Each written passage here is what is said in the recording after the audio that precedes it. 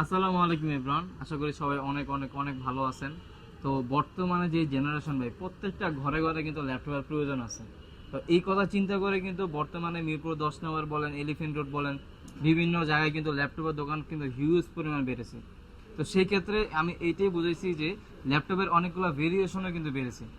তো মার্কেটের মধ্যে বিভিন্ন ধরনের ল্যাপটপ পাওয়া যায়, কালার করা, ল্যাপটপ চেঞ্জ করা, মাদারবোর্ড চেঞ্জ করা, সব কিছু চেঞ্জ করা কিন্তু পাওয়া যায়। তো এটা বলার কারণ হচ্ছে অনেক কাস্টমার আছে যারা হচ্ছে আপনার প্রাইসটা কম্পেয়ার করে। তো ভাই, প্রাইস আপনি কখনো কম প্রাইসের মধ্যে ভালো জিনিস পাবেন না। এটা 100% সত্যি কথা, জেনুইন কথা। আপনি যদি কোয়ালিটিফুল একটা প্রোডাক্ট নিতে চান, অবশ্যই প্রাইসটা একটু বাড়াই নিতে হবে।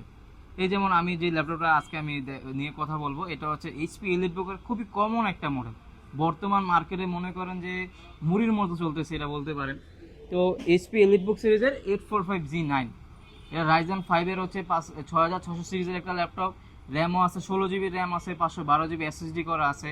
আপনারা যারা চাচ্ছেন যে আপনার একবারে মানে সব ধরনের কাজ করুন, বাংলাদেশে এমন কোনো কাজ নাই যে এইটার মধ্যে আপনি কমফোর্টভাবে না করতে পারবেন। সব ধরনের কাজ কমফোর্টেবলভাবে করতে পারবেন।